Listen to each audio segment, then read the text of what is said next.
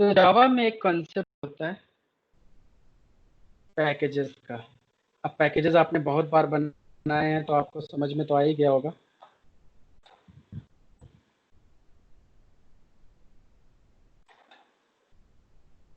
तो पैकेजेस के कॉन्सेप्ट की अगर हम बात करें तो लेट्स से जैसे हमने यहाँ पे क्या किया कि एक हमारा ये प्रोजेक्ट होता है, तो प्रोजेक्ट के अंदर हम एक पैकेज बनाते हैं। पैकेज का मतलब एक फोल्डर। लेट्स से यहाँ पे हमने एक पैकेज बनाया और पैकेज का नाम दे दिया कि PKG1 फिनिश। तो यहाँ पे ये क्या बन गया, एक पैकेज बन गया। अब एक्चुअल में पैकेज क्या है, एक फोल्डर स्ट्रक्चर हुआ ना। अब इसके फिजिकल लोकेशन पे जाके देखो प्रॉपर्टीज, तो यहाँ पे देखो अभी तक ये डिफॉल्ट पैकेज के अंदर था, लेकिन डिफॉल्ट पैकेज का मतलब कोई फोल्डर नहीं होता डिफॉल्ट करके। बट सोर्स के अंदर डायरेक्ट क्लासेस हैं। बट यहाँ पे जाके देखो अगर पैकेज हमने बनाया वहां से, तो यहाँ डायरेक्ट एक फोल्डर बन गया। ऐसे सिमिलरली यहाँ पे जाके एक फोल्डर बना लो, लेट्स से PKG2। यहाँ पे मैंने एक दूसरा फोल्डर बनाया बैक एंड में। अब इसको जाके यहाँ से रिफ्रेश करो प्रोजेक्ट को, तो PKG2 पैकेज बन गया यहाँ। तो सोर्स फोल्डर के अंदर अगर आपको फोल्डर बनाना है तो जनरली क्या करना होगा, आपको पैकेज बनाना पड़ेगा। तो पैकेज के और भी एडवांटेजेस होते हैं कि अगर इस पैकेज के अंदर भी आपको एक फोल्डर के अंदर फोल्डर बनाना है, तो लेट्स से आपको ऐसे किया न्यू पैकेज, इस पैकेज के अंदर पैकेज बनाना है, तो आप क्या करोगे, पैकेज, यहाँ पे आपको डॉट ऑपरेटर देना होगा कि आपको किस फोल्डर के अंदर बनाना है। पैकेज के अंदर पैकेज बनाना है तो डॉट, लेट्स से मैंने पैकेज का नाम दे दिया P1 के अंदर 11 फिनिश करो। तो यहाँ पे ऐसे आपको ये पैकेज 1 है, ये पैकेज डॉट PKG ये 11 है। यहाँ ये रूट पे दिख रहा है, लेकिन एक्चुअल में जब इसके फिजिकल लोकेशन पे जाओगे तो इस पैकेज इस फोल्डर के अंदर ये फोल्डर बना है, बट एक्लिप्स में ये रूट पे दिखेगा। तो डॉट से क्या होता है, फोल्डर का स्ट्रक्चर चेंज होता है कि आपका एक फोल्डर के अंदर दूसरा फोल्डर, दूसरे के अंदर तीसरा फोल्डर, बट यहाँ पे ऐसे डॉट दिखेगा। बट एक्चुअल में जब फिजिकल हायरार्की में जाओगे तो आपको डॉट ऑपरेटर्स दिखेंगे। ठीक है, तो ये एक चीज हो गई। अब इसके अंदर अगर आप कोई क्लास बनाते हो, लेट्स से जैसे इसके अंदर भी आप अगर जाके कोई क्लास बनाते हो कि ये क्लास हमने बनाया, क्लास PKG11 समथिंग, फिनिश ऐसे किया, तो यहाँ पे एक स्टेटमेंट लिख के आ जाता है ऊपर पैकेज समथिंग। तो इसका मतलब क्या हो कि ये जो करंट क्लास है, ये क्लास इस पैकेज से आ रही है, ये डिफाइन करता है। क्योंकि एक प्रोजेक्ट के अंदर सेम नेम से मल्टीपल क्लासेस हो सकती हैं मल्टीपल पैकेजेस के अंदर, तो इसलिए ये मैंडेटरी होता है कि जब भी कोई पैकेज के अंदर कोई क्लास हो तो इसका एक तरीके से सरनेम बन जाता है कि ये क्लास है वो कहाँ से आ रही है, इस पैकेज से आ रही है, डिफ्रेंशिएट करने के लिए। कि लेट से कि इसी के अंदर एक क्लास मैं और बना देता हूँ PKG11 के अंदर। लेट से एक क्लास मैंने बना दिया, क्लास लॉगिन।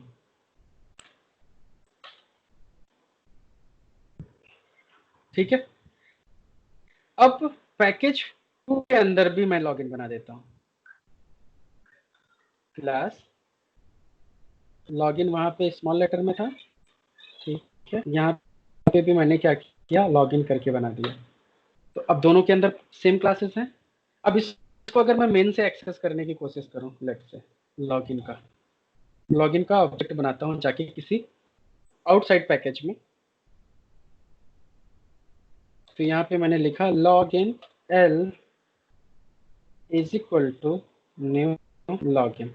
जैसे हम कोड लिखते हैं ना, web driver driver is equal to new Firefox driver या क्रोम ड्राइवर, तो एरर आता है। क्यों? क्योंकि वो सेम पैकेज में तो नहीं है ना, वो कहीं लाइब्रेरी से आता है, तो हमें वहां पे कर्सर ले जाके इंपोर्ट करना पड़ता था। इसी वजह से यहाँ पे भी जब कर्सर लेके जाओगे तो ये इंपोर्ट का ऑप्शन मांग रहा है। अब इंपोर्ट चूंकि लॉगिन 2 है वहां पे, तो इसलिए यहाँ पे 2 इंपोर्ट पूछ रहा है कि कौन सा इंपोर्ट करना है। तब आपको यहाँ पे डिफाइन करना होगा कि आपको कौन सा लॉगिन चाहिए। तो सिमिलर मैनर जब आप वेब ड्राइवर क्रोम ड्राइवर लेते हो तो वो भी इंपोर्ट का ऑप्शन पूछता है, क्योंकि वो सेम पैकेज में नहीं है।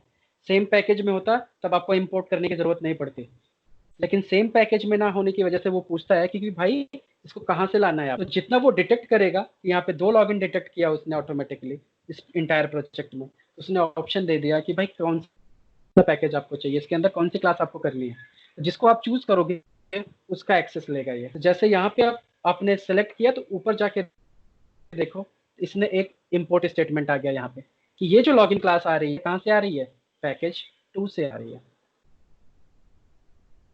सिमिलर मैनर अगर आप देखो अब वेब ड्राइवर के अंदर, तो वेब ड्राइवर के अंदर जब हम ये क्रोम ऑप्शंस या ये अपना क्रोम ड्राइवर वगैरह जब हम इंपोर्ट करते थे तो ये भी इंपोर्ट स्टेटमेंट ऊपर आ जाता है लिखा हुआ। तो यहाँ से लॉजिकली जाके देखो तो वेब ड्राइवर यहाँ से आ रहा है, कहाँ से आ रहा है, ORG open QA selenium package से।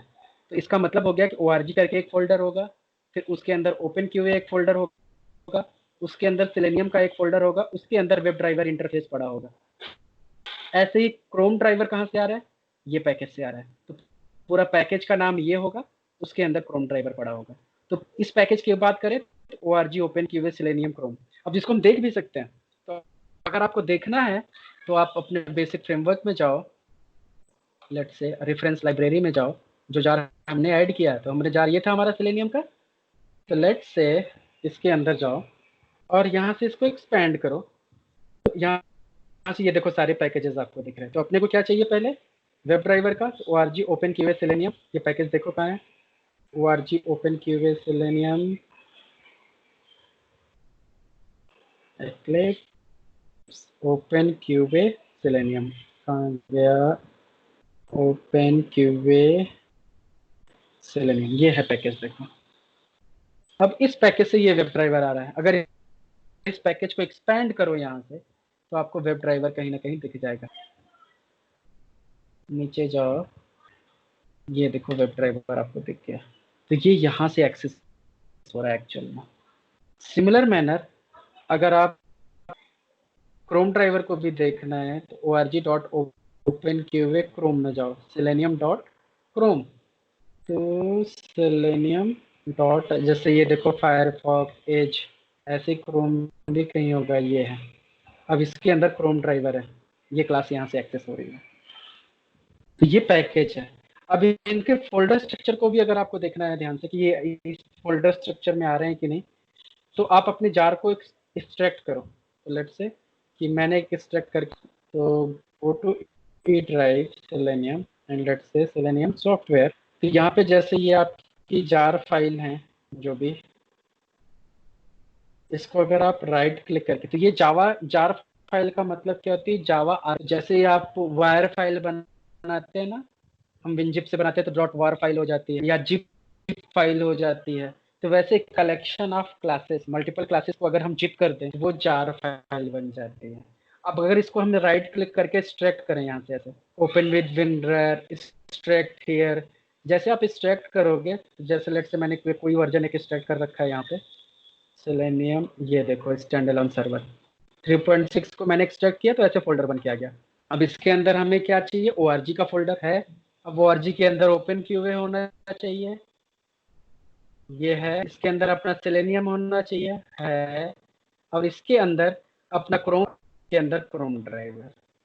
सिमिलरली इससे बाहर हमारा यहाँ पे वेब ड्राइवर होना चाहिए, ये यहाँ से web driver, this is the meaning of. तो यहाँ पे अगर आपसे कभी कोई पूछे कि what is meaning by package statement, तो पैकेज स्टेटमेंट बेसिकली, ये पैकेज स्टेटमेंट जो होता है पैकेज के बताता है कि ये जो आपकी करंट क्लास है, मतलब ये जो करंट क्लास आपकी है ये किस पैकेज में है, इस पैकेज में है, लोकेशन बताता है एक्चुअल में कि पैकेज का लोकेशन।